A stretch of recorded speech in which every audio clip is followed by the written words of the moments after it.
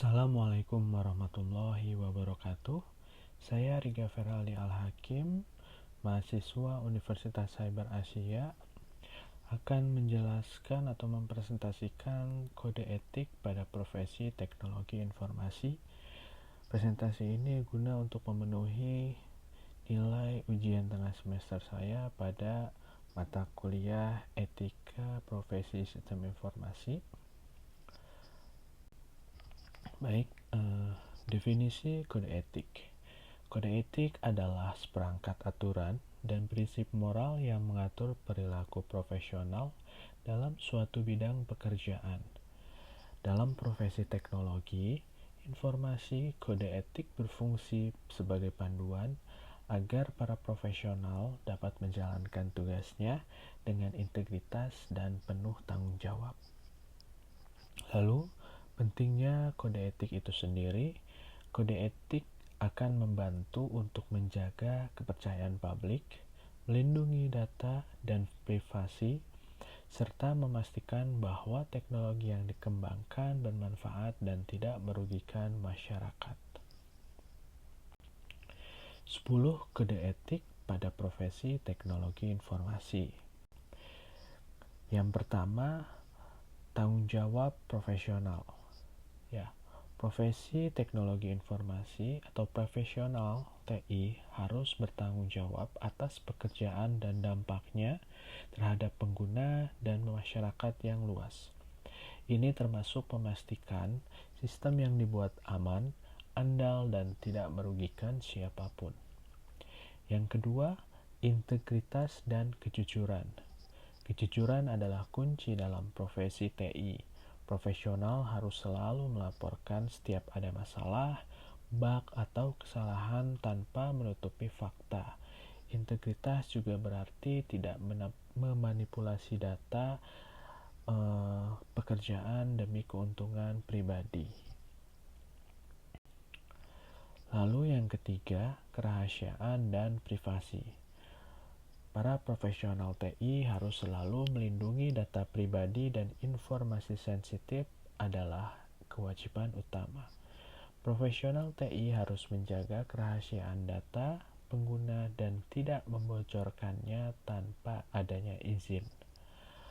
Yang keempat, kepatuhan hukum akan regulasi. Profesional TI harus selalu mematuhi semua hukum dan regulasi yang berlaku seperti perlindungan data, misalnya GDPR yang ada di Eropa, hak cipta, dan aturan keamanan. Yang kelima, kompetensi profesional. Dunia TI terus berkembang, sehingga profesional harus selalu belajar dan meningkatkan kemampuan agar tetap bisa relevan dan kompeten di dunia TI. Yang keenam, hak kekayaan intelektual. Menghormati hak cipta, hak paten, dan lisensi perangkat lunak adalah bagian dari etika profesional. Wajib bagi teknologi informasi atau profesional TI menggunakan perangkat lunak yang original dan tidak menggunakan yang bajakan. Perkembangan teknologi sekarang sudah memungkinkan kita untuk tidak menggunakan barang bajakan karena bisa menggunakan secara langganan yang biayanya lebih murah.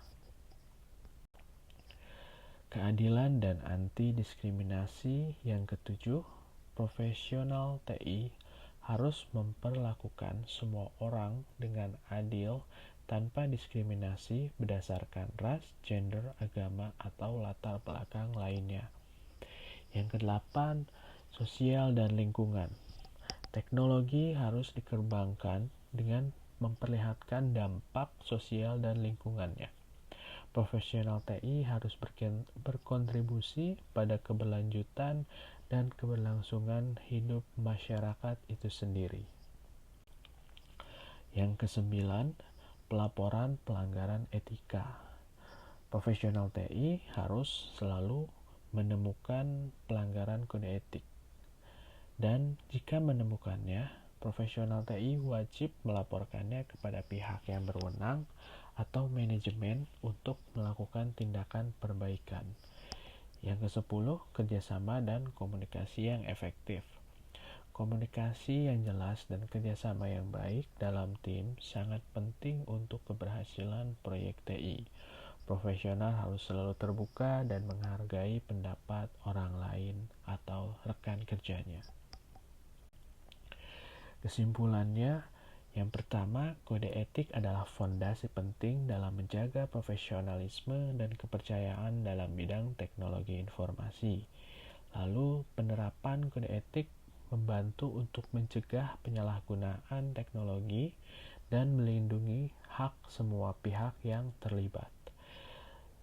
Yang ketiga, setiap profesional TI harus berkomitmen untuk memenuhi atau mematuhi kode etik demi kemajuan dan keberlangsungan profesi.